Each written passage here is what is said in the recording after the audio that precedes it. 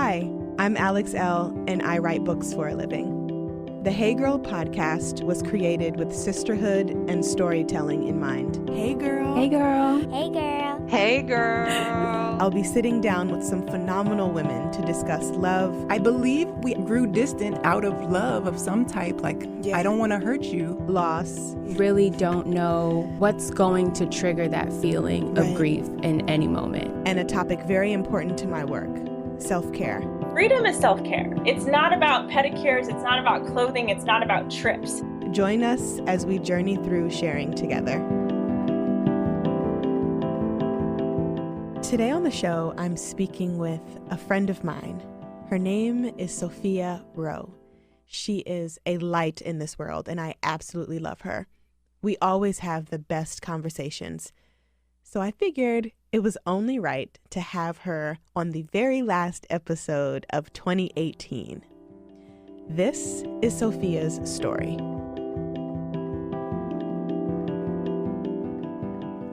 Hey, girl. Hey, girl. Sophia, we are doing this.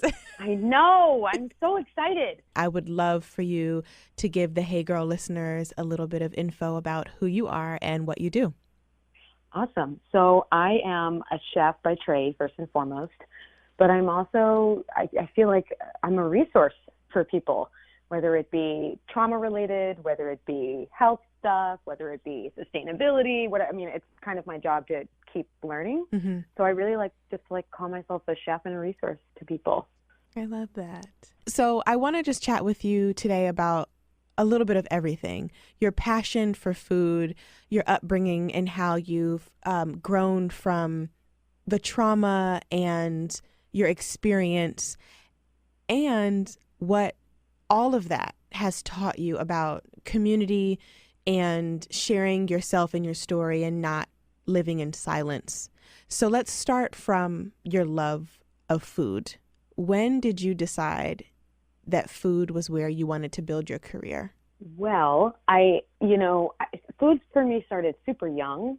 It is sort of so I grew up without a father figure. My father died before I could meet him. And my mom to this day is a substance abuser. So I really was I saw a lot of really wild kind of stuff when I was growing up, because my mom was young. She was 19 when she had me, and she was just partying and doing her thing. And I think that some of the best bonding moments I had with my mom were food. So she didn't cook much.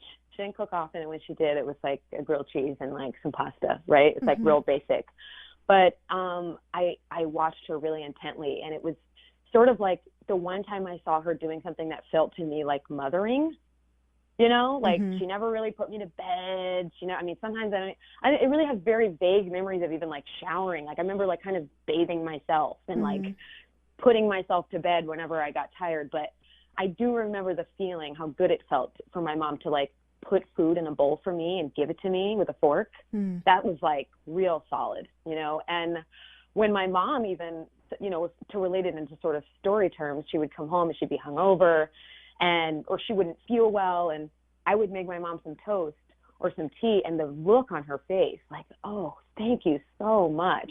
It was really sort of wow, my mom really loves me when I do this for her. And I really love my mom when she does that for me. So food became a really important sort of love language for me extraordinarily early, very, very early. So my earliest memories. In terms of food for a living, I really didn't know I didn't know what I was going to do. My childhood was pretty tumultuous. I was in college. I was a music major. I was a band geek. I had no plans to do food. I had to, I tore my ACL. I was horrible at every single math class that had ever lived and has ever been. So I couldn't, so I lost my scholarship. I flunked out of college, and then I lied and said I knew how to use a knife to get a job at a Vietnamese restaurant. Wow. I quickly found out that I, in fact, did not know how to use a knife. But let me tell you, if you ever want to learn how to use a knife, a Vietnamese restaurant is a great place to start. So I did that, and that was it for me. I was like, man, I love doing this. I think I can do this. That was sort of I don't even really think I need to go to college. You know, like I already loved the idea of food. I'd cook for my friends in high school. You know, like it was really kind of, I don't know, it was kind of something I fell into, and then I got obsessed with food. Then the pendulum really, really, really swung the complete other direction, and I was like, music, what? Friends, what? I just wanted to cook. So that's kind of like the beginning of it all. I mean, where it went from there is another crazy long story, but I didn't always think I was going to do food, but I've always had a solid, great love language relationship with food, for sure. So for a while you were a private chef, and I do want to dive into that a bit and just explore how that career path in the food industry not only molded you into the woman and person and nurturer that you are today, but also taught you about community and self-choosing, because you're no longer in that space. And I would love to just kind of feel you out about that. And what was that like for you to go shopping for a family and make them these healthy meals for the week, but also it be really kind of rooted in privilege and access that a lot of folks will never be able to experience? Oh, I mean, honestly, I remember at the beginning thinking like, this is cool. Like this is a chef's dream. This is where I'm going to make the most money as a chef. Yeah. You know, like this is amazing. I get to work for this like rich white family who thinks I'm really cool, you know, you know, and like who really loves my food. And, you know, I had done sort of private stuff and catering, you know, right after I'm also a culinary school dropout, which I also think is funny. But after I dropped out of culinary school and I was in California and I moved back to Florida, I started kind of like, hey, I'm this younger girl and I know a lot about food and I know a lot about healthy food.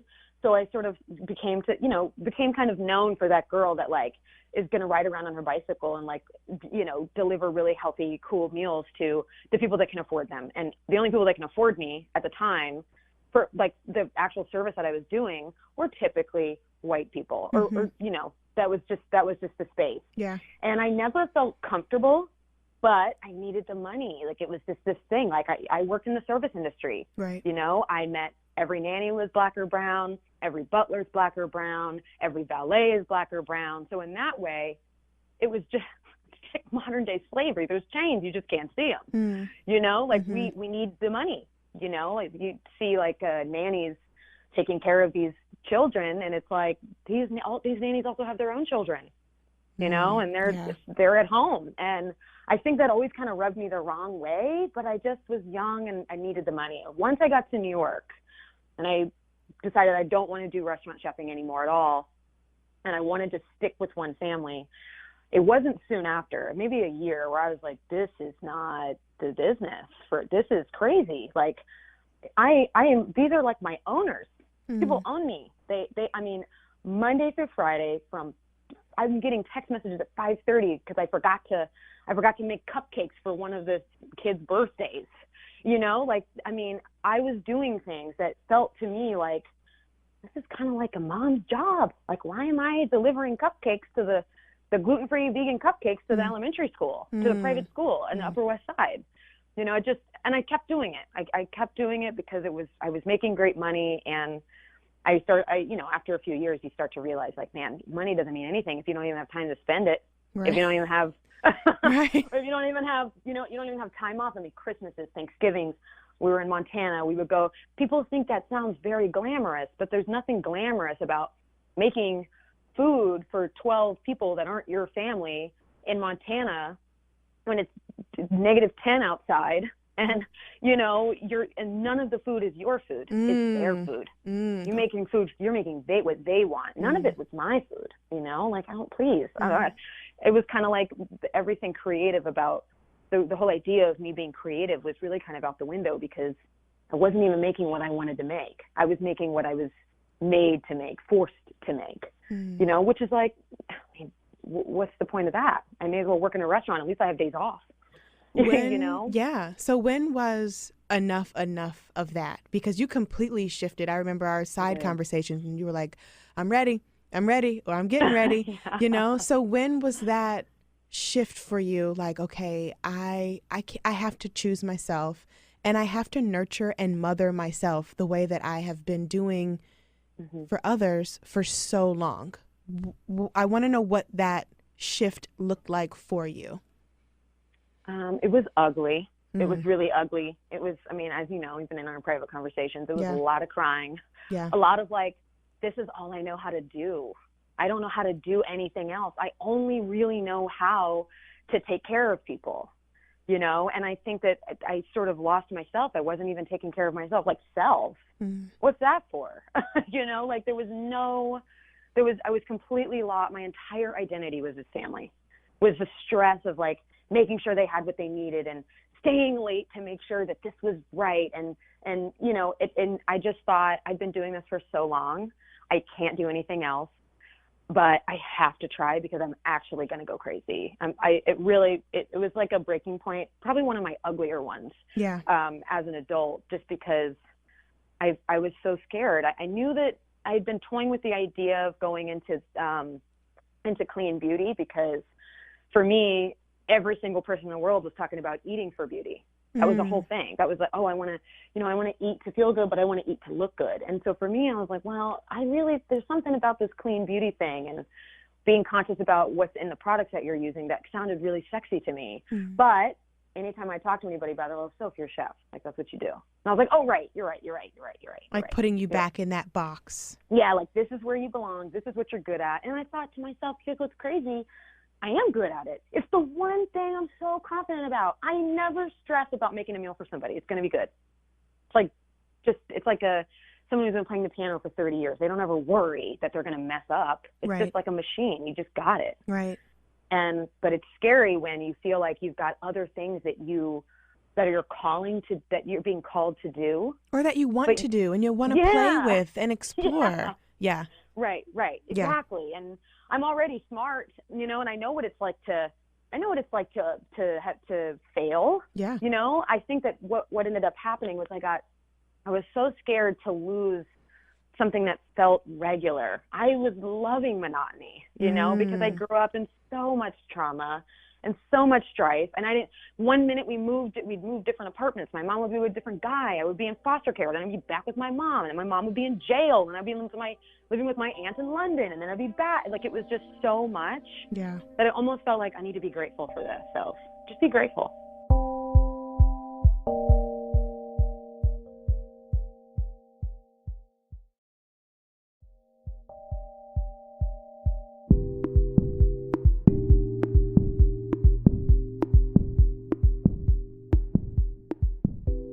One of my clients, she's trying to make this shift in her career. And she's like, but then I feel so guilty about trying to make this shift because I'm already set. I have this career. I have this salary. I have a nice home. I have a loving partner. And I still want more. Like, how dare I? And it's like, we are allowed to have what we have and still want more. And not in a way that is self-indulgent or unhealthy, but like, okay, I want to try something new because I'm allowed to do that. And I want to exercise my brain muscles and my heart muscle to do something outside of what I've normally been doing, outside of being mundane and outside of the monotony of life, and giving yourself the permission to do that and not feel guilty. We've all been there, right? But it's just so interesting to hear folks start to say it out loud. It's a really weird, I mean, I now I feel like it's an insult to the pain of our entire ancestry for me not to do it. Right. And that's totally how I feel now. Like, the idea that what was all that for? For me to just stick with what I know and not try it again? They'd be so disappointed in me if I didn't put my foot down and demand exactly what I wanted, because I guarantee if they had that freedom, they would have done that too. Yep. They would have done that too. And that's what so much sacrifice to this point has been made for, is for me to be in a situation like mine and say, you know what, more is more. And so for me, I mean, it was a really hard transition. I did it. It was horrible. Look, I was happy. I ended up, like, again, just lucking into a crazy, weird job. However, it was a job I knew nothing about. I'd never worked in an office before. A beauty company? I can't think of anyone more unqualified for that particular job, you know? And I remember getting bullied in the job, you know? I mean, I remember it was not a pleasant experience. It wasn't like what I thought. I mean, I was happy in a creative space. So I was able to exercise a different muscle, but it was not in any way, shape, or form what I expected it to be. But what it did do is it did prepare me and ready me for the idea that I can still do things that feel scary and succeed just because I did it. I've already succeeded because I did it. Yep.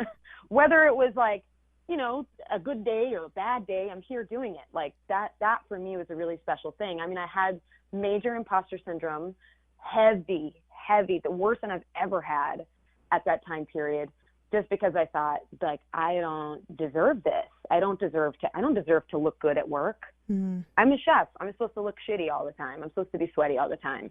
You know, I don't deserve a nice outfit to go to work in. You know, like it was really, I found myself dumbing myself down a lot at work, not talking at work, not speaking up at work. You know, it took me almost a year of working at that company for me to be like, you know, I can really actually do all of this and still be a chef. And I think still that was a big moment too. Yep. And I thought, Alex, I remember someone at work saying to me, who now we're very actually close with, she's like, yeah, you know, so it's fine. Like, you don't need to, like, you're a chef, you know, like, you're just like, everybody here knows that you're like, not like totally serious. Like, you're not going to like do this for your career. So like, it's fine. And I remember being like, okay, but like, am I still a chef? Like, I was like, well, this person just told me I was crappy at my job. And now I don't even make food anymore. So what is my life?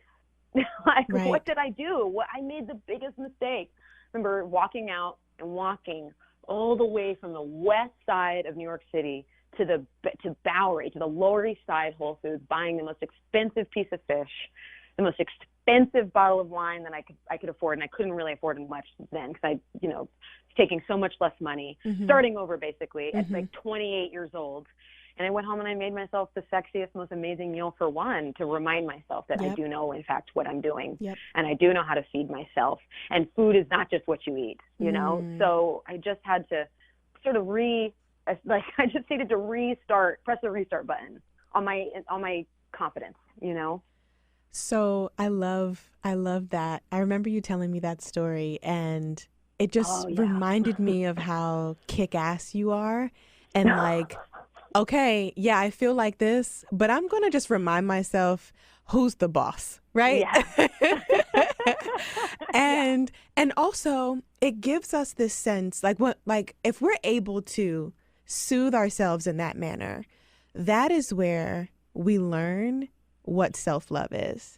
You didn't, you know, go home and loathe about it. I mean, there have been plenty of days where I think both of us have gone home and like just been in self-loathing. But instead, it's like you pull yourself up, you go get your fish, you go get your wine, you go in your kitchen and you have your meditative process of cooking and feeding yourself and mothering yourself and nurturing yourself the way you know how to do it, and reminding, like, I can be this and still be that. I can have that and still have this. And just living in that, every time. And living in that duality and in that truth. Because oftentimes as women, we're put in these boxes, and it's like, if we even put a thumb outside of the box, it's like, I'm an imposter. Who am I? I belong in this box. You know? Totally. It's real. And it's a real life cage that you can viscerally and physically feel sometimes if you let yourself be in it. It's like, it's a really crazy thing. I mean, I literally remember the feeling of, like, I wake up short of breath even. Like, I wasn't even letting, you know, like, I wasn't even letting myself fully, like, expand. Yeah. You know? And so I think that to me is the closest I've ever had to, like, a panic attack. Yeah. You know, like, that idea that, like, what is this life? Is this even me? Is this even, you know? And I think that that's just how crazy you can make yourself trying to do something that is not, that it's just you've outgrown. It's like the idea of like walking around with pants on that are too tight. Why would you do that? Right. You would just take them. You get bigger pants, and that's the idea. Like discomfort tea it's for everybody. We all need to drink it sometimes because that's just how you grow. Growth is uncomfortable. There's no, like, you don't feel good when you're growing. It doesn't ever feel good. Right. But it's inevitable, and the longer you walk around in the clothes that don't fit, the more you're not gonna be able to breathe. Right. You know? Right. So to be able to sort of spiritually take my shirt off in a lot of ways and be like, all right, you know, actually, no one in this makeup company is saving lives. You know, none of this is even like that. It's not even that serious. And I still have a trade. I have something that belongs to me, that I own, that has always meant something to me. And that doesn't go away just because I'm not cooking food for people. Right. You know? Right. Yeah. Right. To switch gears a little Sure. bit, I want to talk with you about, and we've had this side conversation before, but about suffering and choosing what to do with the suffering that we have and not silence it. And I think that just goes back to learning how to self-soothe, and in that finding the deepest, most radical love for your being, and not expecting that your feelings are going to be hurt or that your heart's, you know, not going to be broken, but more so like, when that happens, if that happens, here is my toolbox of things that I can start putting myself back together with. So with the type of childhood that you had and now the life that you have as an adult woman, how have you learned from your suffering through your mom, through the absence of your father, and also through just finding your way as someone who's kind of been on her own for a long time? Yeah, you know, Alex, the thing about suffering is, I think there's this whole thing in the wellness community that says apex, as if being well or feeling good is like a place that you're trying to get to, and once you get to it, you're there. You've arrived at the ultimate suffering-free, sorrow-free sort of place. Right. I have an excellent relationship with my pain. I feel it every single day. And I'm the happiest person that anybody knows. I think that for me is the ultimate way for me to prove to myself I'm a survivor. So I welcome it. And I think that it would be a lot more people would walk around feeling a lot better about themselves if they understood that, like, that whole like pain that you feel, like, it's okay. You're good. You're not unwell. You're not off track. You're not, you know, never going to be healthy. I think there's this idea that you're supposed to just not feel bad feelings, that they just disappear, that one day you get to a place where you just feel good all the time. And that's a lie I told myself for a long time. There's a really beautiful saying in daily overcome. You know, every day I wake up and I have a thought or a memory or something pops into my mind that was a really sorrowful or suffering, hard, traumatic, like debilitating moment. And then I'm like, oh, but look at where I live, you know, let me like snap myself back. But all those things happen, and here I am. I am totally here. You know, even if it's just me looking in the mirror and being like, it's a really strong, special thing to be able to look in the mirror and be like, man, I've been through all that stuff, all that stuff back there, you know, and I'm looking in the mirror right here, and I'm looking in front of me up there. You know, I just make it my biggest thing to like really, really dive into the back there's and the up there's. And I really heavily separate those two things. That's like a huge journal thing that I started in November, was all the stuff that's back there, write it down, and all the stuff that's up there, write it down, and really look at those two things. You know, they're different, you know, and the compasses that a lot of us were born with, they're broken. You don't have to keep holding on to them. It's like it's okay to throw away a broken compass and get yourself a new one. And I feel like a lot of times, I mean, I've talked to a lot of people in the wellness community that don't like the way that I talk about suffering. Oh yeah. They don't like how they don't like it. They're like, well, you got to have a positive thing at the end, or I don't. The story's not good. Right. But and the story's not over. And the story's not over. That's what I mean. I guess that's the point. Like, wait a second. Yeah. Like, it's an anecdote, baby. This isn't. I'm not wearing this pain like a jacket. This is socks. We take them on and off. Like, you know, like if your pain at your feet is never going to affect you like it is if you wear it like a jacket. You know, like I don't know why we're obsessed with only feelings that feel good. Right. I don't really teach you anything. All the feel bad feelings make feeling good feel really good.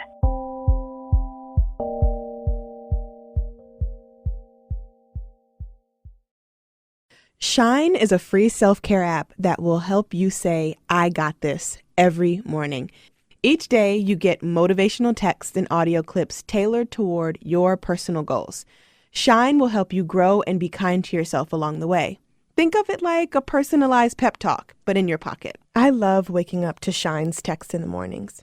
They're motivational, uplifting, and can really help me kickstart my day on a positive note. Shine's motivational texts make me feel like I can run my day. One of my favorite Shine features is the check-in option. They send a prompt, and I'm huge on prompts, asking about gratitude. What am I grateful for today? That's a question that I ask daily during my own writing practice. So to have it come straight to my phone as a reminder is awesome. And if you're into meditation and affirmations, Shine has something for that too. Why is the Shine app so awesome? Well, for one, it's a great way to start your day. If you ever feel anxious or overwhelmed before you get going, every weekday morning, Shine sends you a motivational text to help you hustle with your heart. Over 3 million people in 189 countries start their morning with Shine. If you're interested in giving it a try, download the Shine app today at the App Store or on Google Play and go to shinetext.com/heygirl to get 50% off Shine Premium. You'll get access to the entire Shine audio library and enjoy other exclusive features. That's shinetext.com/heygirl to get 50% off Shine Premium. Again, that's shinetext.com/heygirl. shinetext.com/heygirl.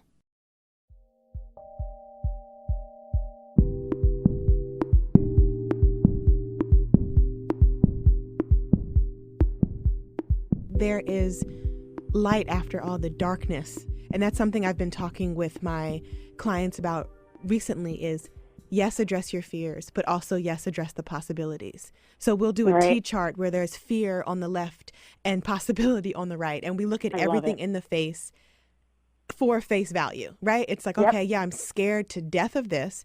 My past has traumatized me. I was abused as a kid. I was, neglected as a kid. I was all these things. I was left behind. I'm scared of being left behind now as an adult. All these fears, right? And then, okay, how do you change those fears? And not even change those fears. How do you address those fears and say, and this is still possible. But I am still, you know what I mean? And that and still, girl, it's a life changer. It really is. And there's really is. And there's no right or wrong way to walk alongside your suffering. And the goal, I always tell I tell my clients and I tell myself, the goal isn't to silence the suffering. The goal is to address it and say, hey, if you want to sit right next to me, you can, but you're not about to, take charge on this drive. And I'm going to address you and I'll talk to you and I will look you in the face, but you're not going to ruin my life. And for so long, I walked through life that way, just feeling like I was always going to be scared and rejected and mistreated and not good enough and not brave enough. And it's like, okay, that's your suffering talking. What is the truth? What do you know to be true? And the truth is addressing the suffering for what it is and then walking with it and saying, and still I'm deserving and still I'm worthy.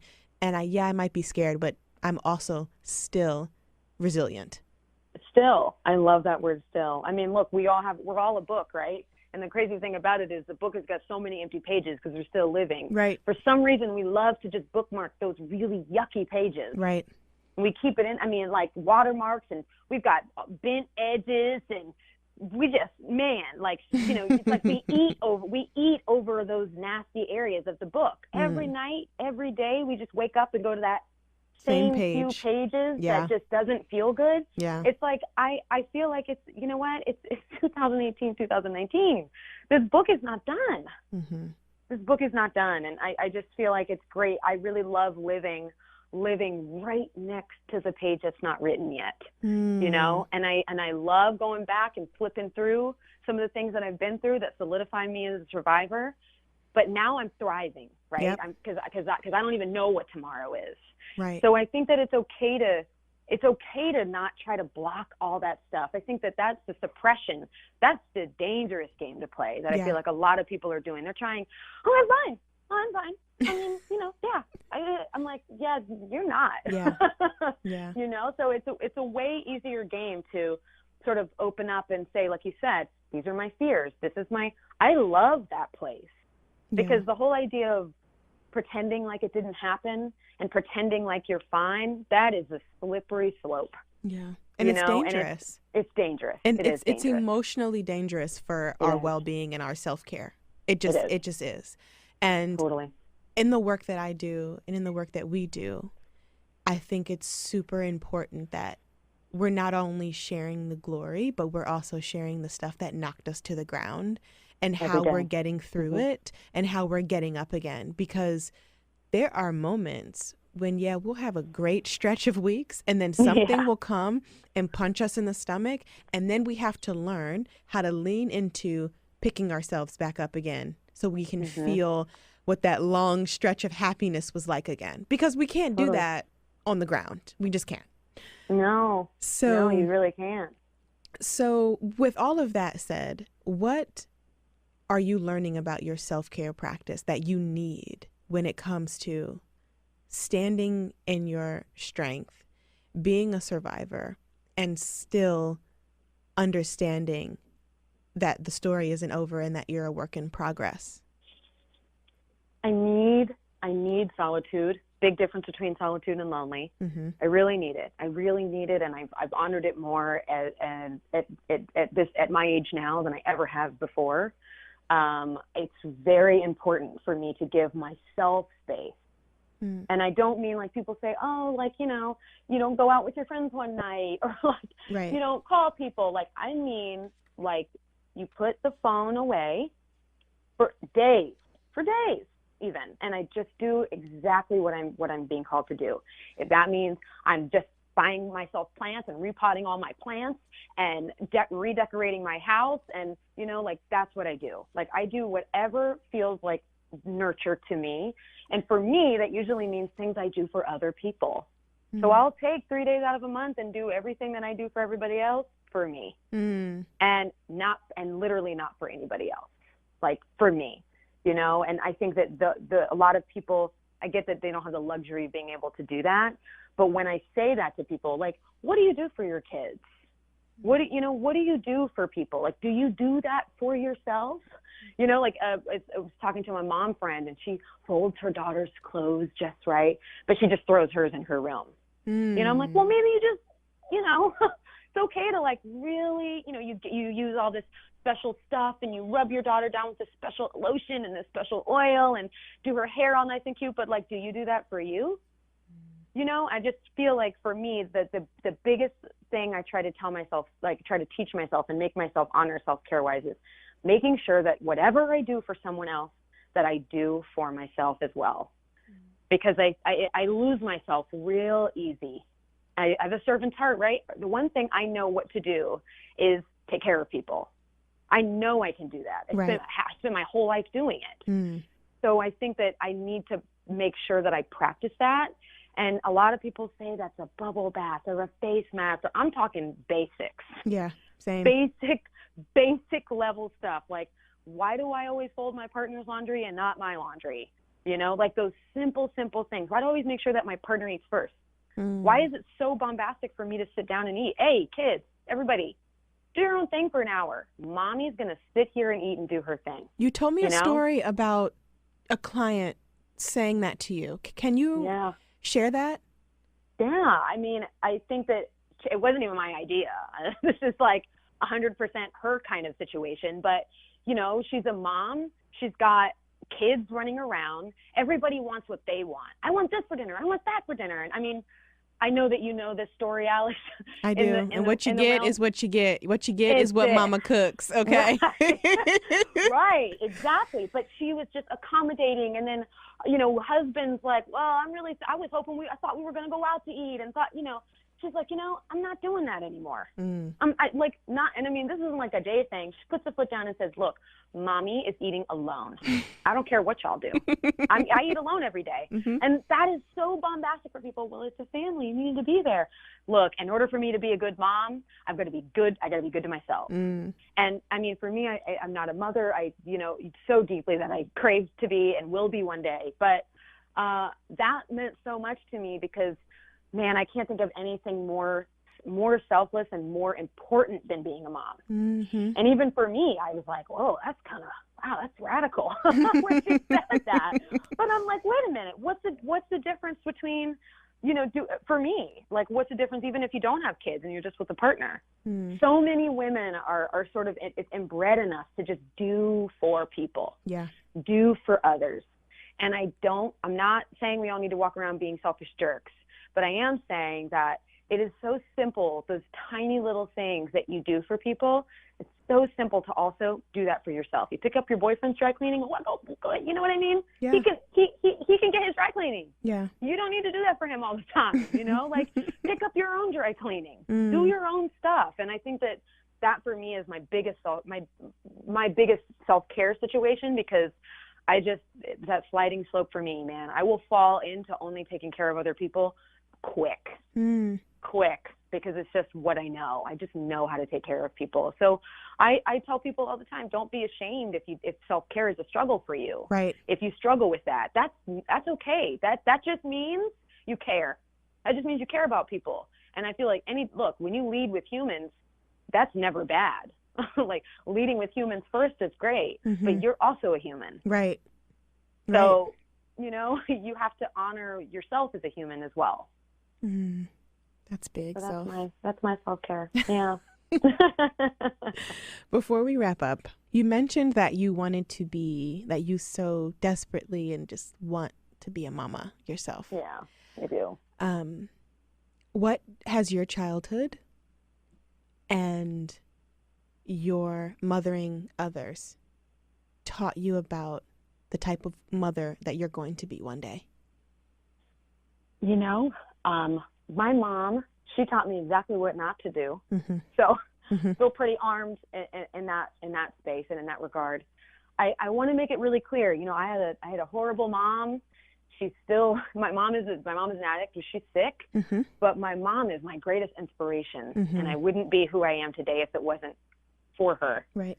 My mom, with as nasty and as terrible as she was, really created a kid who wants to make everybody feel the exact opposite as she made me feel. Yeah. So I think that has sort of got me pretty armed with that I can be a good mom. It used to be, I looked at that really unhealthy. I used to be like, well, I mean, I don't know if I'll be a good mom because my mom was a bad mom. I bet I'll be a bad mom too. Mm. I used to receive it sort of like that. Yeah. And I think now I realize that I mother like 80,000 people on Instagram every day.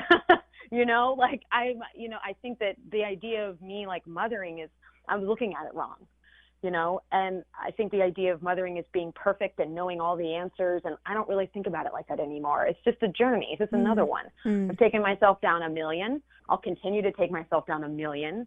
And me being a mom means I'll make mistakes, but I'll also have triumphs. I feel like that's every woman's situation with being a mom. Yeah.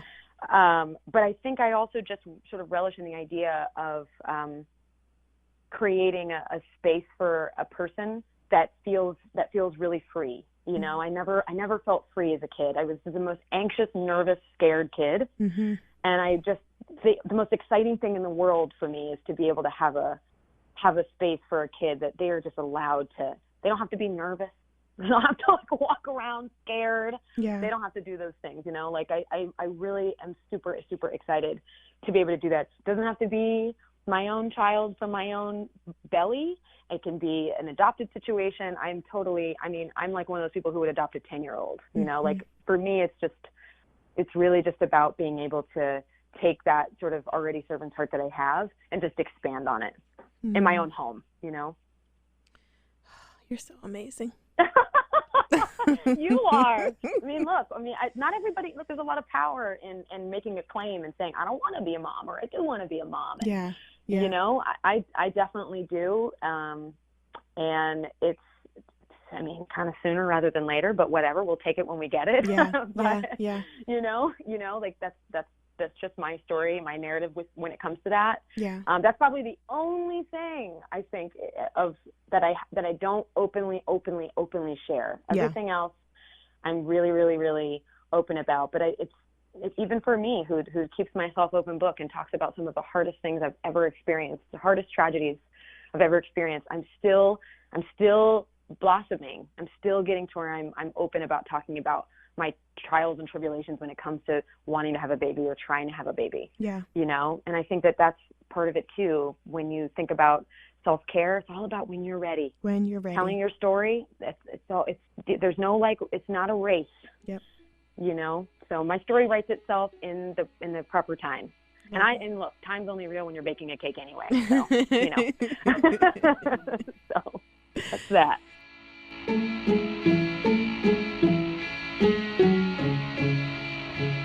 The Hey Girl podcast is a member of the District Productive, produced by Paul Woody Woodhall and me, Alex Elle. Music by DC's own Kokai.